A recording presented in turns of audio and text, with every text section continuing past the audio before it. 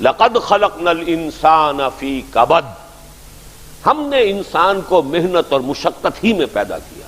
محنت، مشقت، تکلیف یہ ہر انسان کا مقدر ہے، کرنی ہی ہے۔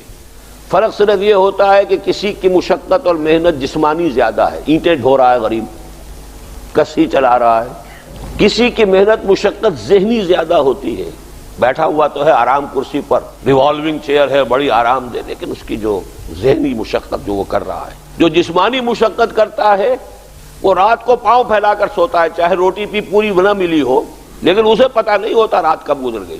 اور یہ دوسرے جو ہوتے ہیں انہیں رات کو بھی نیند نہیں آتی، مخملی گدیروں پر بھی نہیں آتی، انہیں ضرورت ہوتی ہے ہپنوٹکس کی بھی، سیڈیٹیوز کی بھی، ٹرینکولائزرز کی بھی، یہ ساری چیزیں وہاں چلتی ہیں، اس لیے کہ ان کی جو کوفت ہے وہ کسی اور قسم کی۔ لیکن بچا ہوا کوئی نہیں ہے۔ محنت، مشقت، قرآن نے اتنی قسمیں کھا کر اللہ نے کہا ہے، ہم نے انسان کو، یہاں کسی انسان کی تخصیص نہیں ہے۔ محنت، مشقت، اور اس محنت مشقت کے ساتھ اس میں غالب نے ایک اور رنگ داخل کیا ہے، اس کے ساتھ غم بھی ہے۔ مثلا حیوان اور انسان میں کیا فرق ہے؟ بیل ہے، کولو چلا رہا ہے، مشقت تو وہ بھی کر رہا ہے۔ بار برداری کا اونٹ ہے، بوجھ ڈھو رہا ہے ادھر سے ادھر تک، محنت تو وہ بھی کر رہا ہے۔ انسان محنت بھی کرتا ہے، مزید اس کو رنج اور غم جو سابقہ اس کو پیش آتا ہے۔ بیل کو پتہ بھی نہیں ہوگا میری کو اولاد بھی ہے، نسل بھی ہے، وہ کوئی بیمار ہے، کس حال میں ہے۔ گائے کو بھی اپنے بچے کی خبر ہوگی، وہ چھوٹا سا جب ہے دودھ پیتا ہے، اس کے بعد اسے کیا پتا وہ کہاں گیا کہاں نہیں ہے۔ انسان کو جو تکلیفیں جھیلنی پڑتی ہیں، پھر جو غم جھیلنے پڑتے، وہ حیوان کے لیے نہیں ہے، یہ انسان کے لیے۔ اسی لیے کہا غالب نے کہ قید حیات و بند غم اصل میں دونوں ایک ہیں، موت سے پہلے آدمی غم سے نجات پائے کیوں؟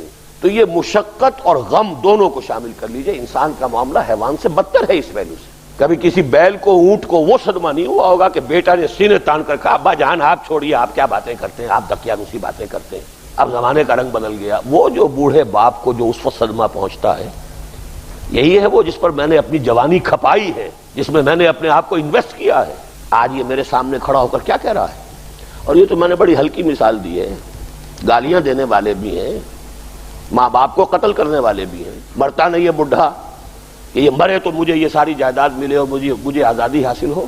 یا ایھا الانسان انک کادح الی ربک کدحا فملاقیہ، اے انسان تجھے مشقت پر مشقت جھیلتے ہوئے، محنت پر محنت کرتے ہوئے ہی آگے بڑھنا ہے، اور پھر اپنے رب کے حضور میں پیش ہونا ہے۔ یہ اور مصیبت ہے، کسی اونٹ اور کسی بیل سے محاسبہ نہیں ہے وہاں۔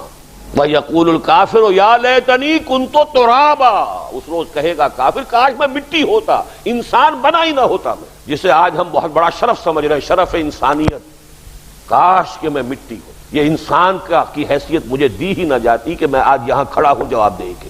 حضور نے فرمایا كُلُّ نَفْسٍ يَغْدُو فَبَائِعٌ نَفْسَهُ فَمُوتِقُهَا وَمُوبِقُهَا، ہر انسان جب صبح آنکھ کھلتی ہے رات کے سونے تک وہ اپنے آپ کو بیچتا ہے۔ کوئی جسمانی مشقت اپنی بیچ رہا ہے، شام کو 100 روپے لے کر آیا ہے، اس نے اپنی جسمانی محنت بیچی ہے نا۔ کسی نے اپنی ذہنی محنت، ذہنی صلاحیت بیچی ہے، چاہے وہ ڈاکٹر ہے، چاہے انجینئر ہے، کوئی اور ہے، وہ اپنی ذہنی صلاحیت بیچ رہا ہے بیٹھا ہوا اپنے کلینک میں، اپنے آفس میں۔ بائع نفسہ، اپنے آپ کو بیچتا ہے۔ یہ بیچنا تو ہر ایک کا ہے، ہر شخص بیچ رہا ہے اپنے آپ کو۔ کوئی بدبخت وہ ہے جو یہ ساری مشقت جھیل کر بھی رات کو جہنم لے کر آیا ہے گھر میں، مشقت بھی جھیلی اور لے کر بھی آیا آگ کے انگارے، اس لیے کہ حرام کاروبار کیا۔ کوئی وہ ہے جو اس مشقت کے بعد اپنے نفس کو جہنم کی آگ سے چھٹکارا دے کر آتا ہے۔ بیچا، جائز جگہ بیچا، جائز طریقے سے بیچا، بیچا اس نے بھی، محنت اس نے بھی کی، مشقت اس نے بھی کی، لیکن اس نے اپنی مشقت کے نتیجے میں اپنے آپ کو برباد کر لیا۔ موتقھا و موبقھا، موبقھا ہلاک کر لینے والا ہے اس کا، اور موتقھا چھڑا لینے والا، گردن آزاد کر لینا جہنم سے آگ سے۔